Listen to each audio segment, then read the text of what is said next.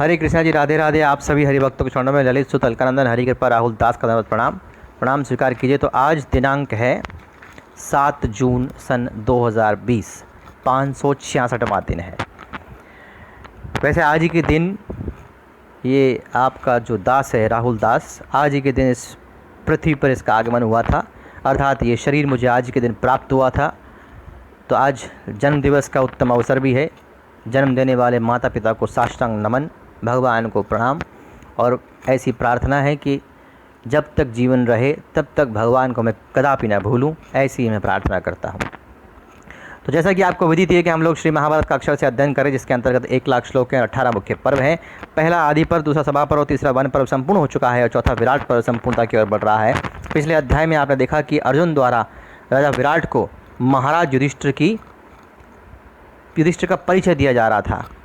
और अब आगे बढ़ते हैं, तो उससे पहले सदा की भांति थोड़ा सा हरिनाम संकीर्तन यज्ञ करेंगे, जिसमें आप मेरा साथ देंगे। राधे कृष्णा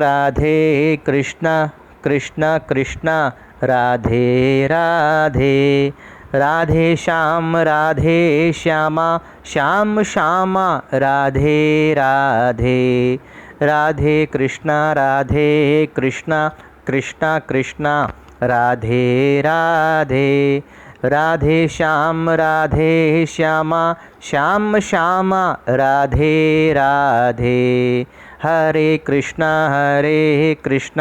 कृष्णा कृष्णा हरे हरे, हरे राम राम राम हरे हरे, राम राम हरे हरे, राम राम हरे हरे।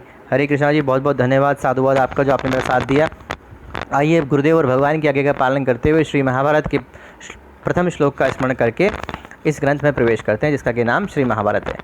नारायण नमस्कृत्यम नरम चैव नरोत्तमं देवीं सरस्वतीं व्यासं ततो जयम् उदीरयेत् नरस्य प्रायश बद्रसु नित्यं। महाभारत सेवया भगवती उत्तम श्लोके भक्तिर्भवति नैष्टिकी। हरे कृष्ण कृष्ण कृष्ण हरे हरे, हरे राम राम राम हरे हरे। ग्रंथराज श्री महाभारत की जय, समस्त गुरुजनों की जय, समस्त वैष्णवों की जय।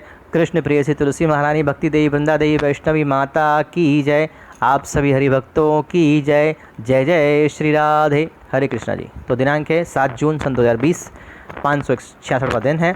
1/77वां अध्याय यानी 71वां अध्याय।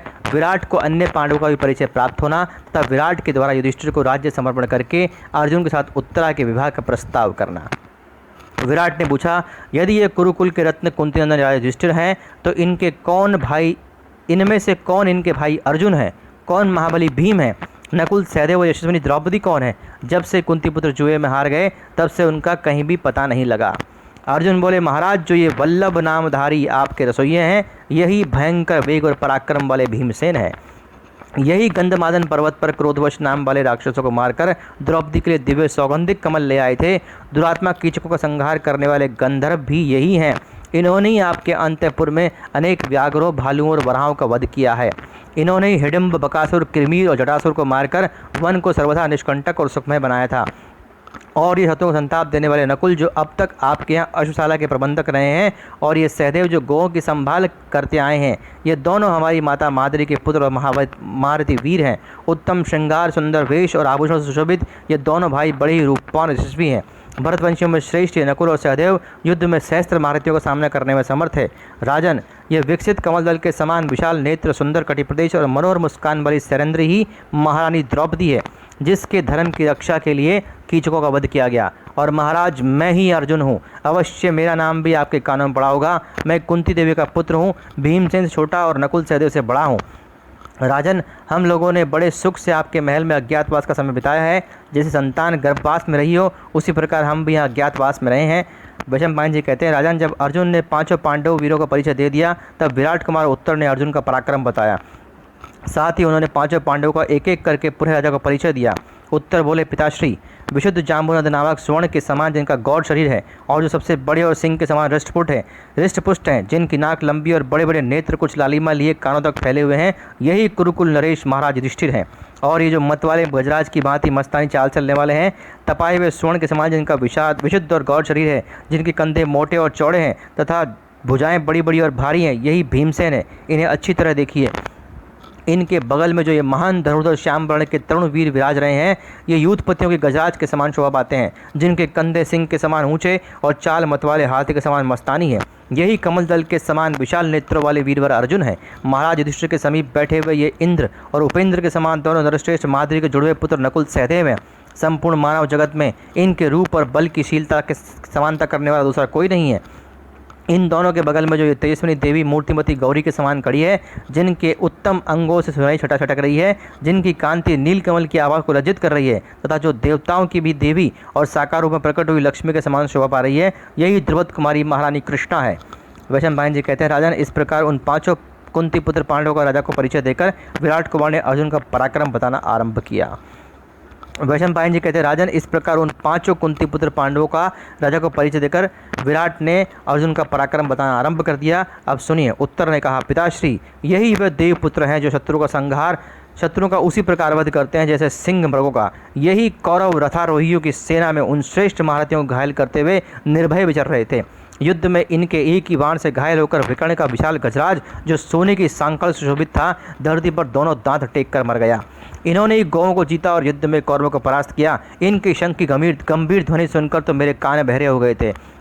वैशंपायन जी कहते हैं, राजन, उत्तर की ये बात सुनकर प्रतापी मत्स्य नरेश, जो युधिष्ठिर के अपराधी थे, उन्होंने अपने पुत्र से इस प्रकार बोला, बेटा, ये पांडवों का प्रसन्न करने का समय आ गया है।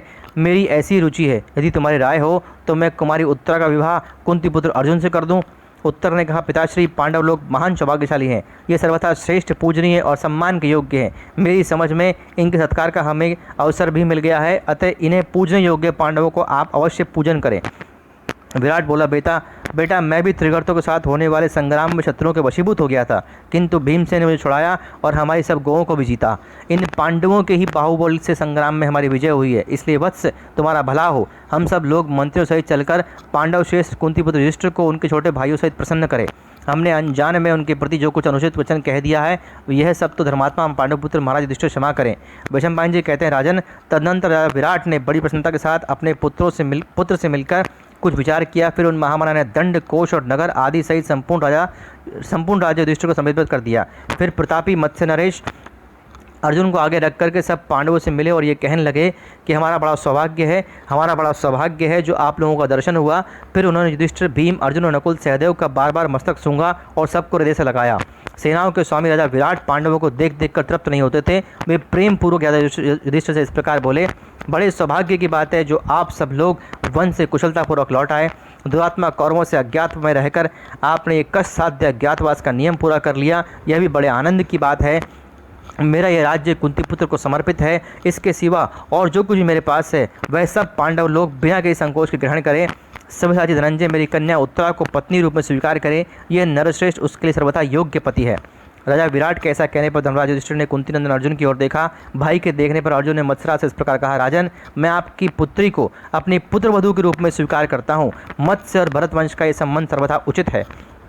इति श्री महाभारते विराट पर्वणि वैवाहिक पर्वणि उत्तर विवाह प्रस्तावे 1/7 संपूर्ण। इस प्रकार ये अध्याय संपूर्ण हुआ। अब आगे की कथा कल बांटेंगे। तब तक हरे कृष्ण कृष्ण कृष्ण हरे हरे, हरे राम राम राम हरे हरे, इस महामंत्र का जप कीजिए। हरे कृष्ण।